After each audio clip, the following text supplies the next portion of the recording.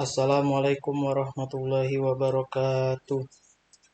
Perkenalkan, nama saya M. Farhan Nabil. Saya dari kelas TIK 2023 dengan NIM 23051204372. Di sini saya akan menjelaskan tentang penjadwalan proses menggunakan algoritma Highest Ratio Next atau HRN. Lanjut saja. Pengertian dari HRN itu sendiri. Pengertian HRN merupakan salah satu algoritma penjadwalan proses dalam sistem komputer. Algoritma HRN digunakan untuk mengatur urutan eksekusi proses berdasarkan perbandingan nilai tertentu yang disebut rasio prioritas. Disebut dengan HRN karena waktu tunggu proses ditambah waktu layanan merupakan waktu tanggap, yang berarti waktu tanggap tertinggi yang harus dilayani. Begitu proses mendapat jatah pemroses, proses berjalan sampai selesai. Algoritma ini adalah pengembangan dari algoritma sebelumnya, yaitu SJF atau Shortest Job First. Tujuan dari algoritma penjadwalan proses HRN yaitu untuk memperbaiki kelemahan pada algoritma sebelumnya, yaitu algoritma SJF. Algoritma HRN merupakan salah satu dari beberapa algoritma penjadwalan proses yang digunakan dalam sistem komputer untuk mengatur dan mengelola proses-proses secara efisien berdasarkan kriteria tertentu. Sifat dari algoritma HRN ini adalah non-preemptive atau tidak bisa diganggu atau tidak bisa dialihkan prosesnya. Berarti prosesnya tidak dapat dihentikan atau diambil alih oleh proses yang lain sampai proses tersebut selesai. Kemudian ada prioritas dinamis. Jadi sifat dari algoritma HRN ini juga bersifat prioritas dinamis, yang mana merupakan prioritas awal yang diberikan ke proses yang disesuaikan dengan nilai perubahan lingkungan. Untuk rumus prioritas itu tadi ya, prioritas sama dengan waktu tunggu ditambah waktu layanan dibagi waktu layanan. Nah, kelebihan dari penggunaan algoritma penjadwalan proses ini, penjadwalan proses dengan algoritma HRN ini adalah memiliki respon waktu yang cepat. Setiap proses akan mendapatkan layanan yang seimbang. Kemudian tidak terjadi starvation karena proses memiliki prioritas dinamis. Kekurangan dari algoritma ini adalah kekurangan dari algoritma HRN adalah dapat terjadi overhead akibat scheduler harus mengetahui atau memperkirakan service time proses yang akan dieksekusi. Untuk rumusnya tadi ya, S ditambah T dibagi T. S itu waktu atau waktu sia-sianya, T itu waktu layanan atau lama eksekusi. Oke, kemudian lanjut ke contoh soal. Di sini ada tabel proses 1 sampai 5, ada proses 1 dengan waktu tibanya 0, kemudian lama eksekusinya 5. Proses 2 dengan waktu tibanya 2, lama eksekusinya 3. Kemudian ada proses 3 dengan waktu tiba 1, lama eksekusinya 8. Kemudian nama proses keempat ada waktu tibanya 3 dan lama eksekusinya 5. Kemudian ada proses 5 dengan waktu tiba 4, lama eksekusi 7. Nah, di sini karena proses 1 atau P1 itu mulai atau tiba pertama kali, maka bisa langsung dieksekusi. Jadi dia langsung masuk dengan lama eksekusinya berapa. Di sini P1 langsung masuk dengan waktu tiba 0, lama eksekusinya 5. Maka tabel rasionya yang pertama yaitu berisi P1, waktu tibanya 0, lama eksekusinya 5, mulai eksekusinya di 0, dan selesainya selesai eksekusinya sampai ke waktu kelima. Untuk lama tanggap itu diambil dari selesai eksekusi dikurangi waktu tiba ya. Berarti 5 kurang 0 ya 0. 5. Maka lama tanggapnya juga 5. Dan masuk ke tabel rasio kedua. Di sini kita cari dari proses yang belum dimasukkan atau belum dieksekusi.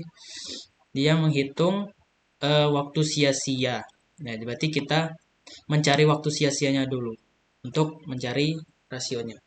Di sini rumus waktu sia-sia itu selesai eksekusi, ini maksudnya selesai eksekusi dari proses sebelumnya dikurangi waktu tiba, ya, waktu tiba.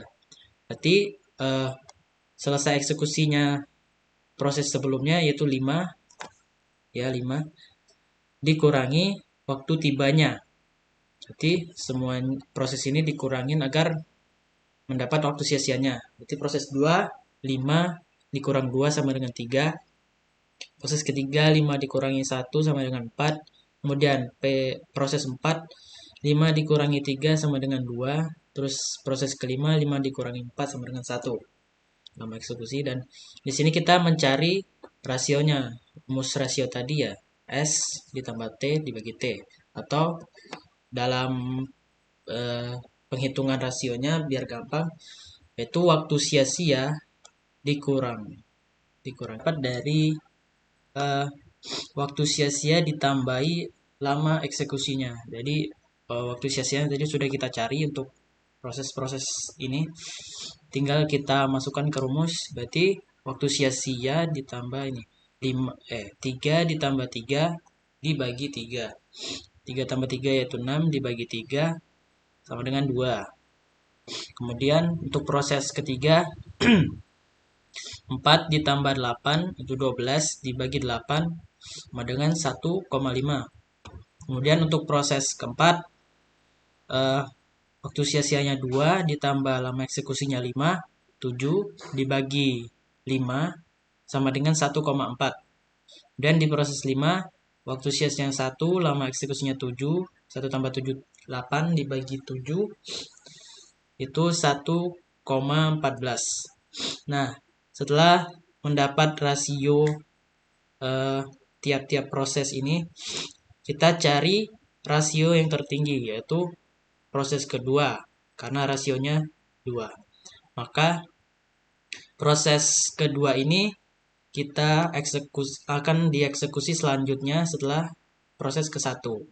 Nih, maka dia akan masuk dengan lama eksekusinya 3. Jadi waktu tibanya itu 2, terus lama eksekusinya itu 3, maka ini naik 3 ya. 0, 1, 2, 3. 5 tambah 3, 5, 6, 7, 8. Ya benar, 8. Maka mulai eksekusinya dari ke-5, terus selesai eksekusinya pada waktu ke-8. Untuk lama tanggapnya ya tadi seleksi eksekusi dikurangi waktu tiba, maka 8 dikurangi 2 sama dengan 6. Kemudian lanjut ke tabel rasio ketiga, yaitu kita mencari proses selanjutnya. Di sini kita tersisa dengan proses 3, 4, dan 5. Maka sama kita cari juga waktu sia-sianya dengan rasionya. Di sini waktu sia-sia pada proses ketiga itu karena seleksi eksekusi sebelumnya 8, maka 8 dikurangi 1 sama dengan 7. Kemudian waktu sia-sia untuk proses 4, 8 dikurangi 3 sama dengan 5. Kemudian waktu sia-sia untuk proses kelima itu 8 dikurangi 4 sama dengan 4. Kemudian kita cari rasionya. Untuk proses ketiga 7 ditambahi lama eksekusinya 8 dibagi 8 sama dengan 1,87. Kemudian di proses keempat ada waktu sia-sianya 5 dengan lama eksekusi 5, 5 tambah 5, 10 dibagi 5 sama dengan 2. 10 dibagi 5 sama dengan 2 ya. Terus proses kelima 8 dikurangi 4. Proses kelima waktu sia-sianya 4 dengan lama eksekusi 7 maka rasionya adalah 4 ditambah 7, itu 11 dibagi 7, memberikan 1,57. Kita cari lagi dari proses yang tersisa, mana rasio dari proses tersebut yang tertinggi. Untuk saat ini, proses keempat adalah proses dengan rasio tertinggi, maka proses 4 dieksekusi selanjutnya setelah proses kedua. Maka proses 4 masuk dengan waktu tibanya adalah 3, lama eksekusinya ada 5, maka ini naik ke 5. 1, 2, 3, 4, 5. Maka karena mulai dari eksekusi sebelumnya yaitu 8, maka dia selesai eksekusinya sama dengan 13. Berarti 8 tambah 5, 13. Untuk lama tanggap diambil dari selesai eksekusinya, yaitu 13 dikurangi waktu tiba 3, maka mendapatkan hasil 10 TA. Kemudian lanjut untuk proses selanjutnya tersisa 2, yaitu kita cari juga waktu sia-sianya dari selesai eksekusi sebelumnya itu 13 dikurangi 1 sama dengan 12. Kemudian untuk proses kelima yaitu 13 dikurangi 4 sama dengan 9. Nah, maka setelah kita mendapatkan waktu sia-sianya, kita cari rasionya. Jadi untuk proses ketiga 12 ditambah lama eksekusinya 8 dibagi 8 sama dengan 2,5. Dan untuk proses kelima, waktu sia-sia 9 ditambah 7 dibagi 7 sama dengan 2,28. Di sini kita cari lagi mana dari proses yang tersisa tersebut yang paling tinggi. Untuk untuk saat ini proses yang tertinggi yaitu proses ketiga. Maka proses ketiga inilah yang masuk ke eksekusi selanjutnya. Jika tabel rasio keempat itu berisi proses yang ketiga dengan waktu tibanya 1, lama eksekusinya 8, maka dia mulai eksekusi dari eksekusi sebelumnya yaitu 13. Selesai eksekusinya ditambah dengan lama eksekusi berarti 8 tambah 13, 21. Maka di sini ya 21. Untuk lama tanggapnya tadi selesai eksekusi dikurangi waktu tibanya. Jadi 21 dikurangi 1, maka lama tanggap untuk proses ketiga yaitu 20. Kemudian yang terakhir proses kelima, kita cari juga waktu sia-sianya 17, 21 ya karena mulai eksekusi sebelumnya. Selesai eksekusi dari yang sebelumnya, maka 21 dikurangi waktu tibanya 4, maka mendapat hasil 17.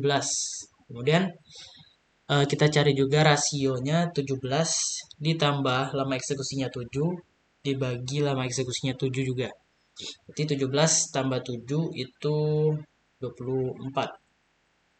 24 dibagi 7 maka mendapatkan 3,42. Karena ini proses yang terakhir kaya satu-satunya, jadi tinggal P5 ini dieksekusi ke yang terakhir. Nah, untuk waktu tibanya itu ada di 4. Waktu tibanya 4, lama eksekusinya 7, mulai eksekusinya dari yang sebelumnya itu 21, ditambah lama eksekusinya 7, maka selesainya 28, selesai eksekusinya di waktu ke-28. Kemudian lama tanggapnya 28 selesai eksekusi dikurangi waktu tibanya 4. Maka lama tanggap untuk proses kelima yaitu 24.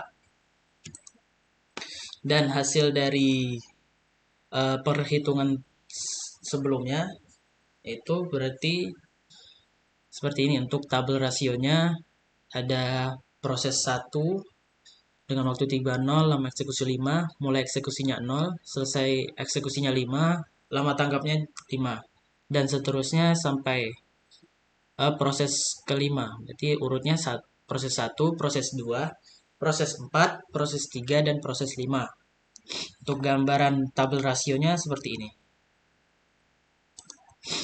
Terus untuk implementasi dalam kehidupan sehari-hari ibaratnya seperti kita mengerjakan tugas-tugas di rumah kita gitu.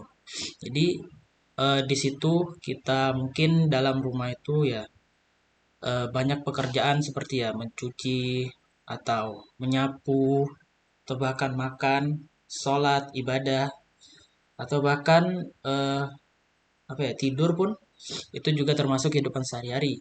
Namun yang kita prioritaskan pertama kali ya mungkin bisa saja seperti sholat atau mungkin bisa makan dulu atau bahkan bisa tidur dulu bahkan atau nyuci dulu baru makan gitu. Makanya eh, dalam rentetan kegiatan kita sehari-hari di dalam rumah itu juga kita bisa menerapkan mana yang harus diprioritaskan atau mana yang harus dipentingkan terlebih dahulu gitu. Seperti ini juga ya sholat tidak bisa kita ubah karena waktunya ya tetap seperti itu. Maka dia mendapat prioritas kalau sudah waktunya dia tidak bisa diganggu. Begitu juga dengan makan. Ya walaupun mungkin ada yang makannya bisa nanti-nanti ya. Namun kalau saatnya makan ya makan. Sama dengan halnya juga dengan tidur. Jadi untuk implementasinya mungkin bisa digambarkan seperti tugas-tugas yang ada di rumah. Sekian, terima kasih presentasi dari saya. Kurang lebihnya saya mohon maaf sebesar-besarnya. Saya akhiri. Wassalamualaikum warahmatullahi wabarakatuh.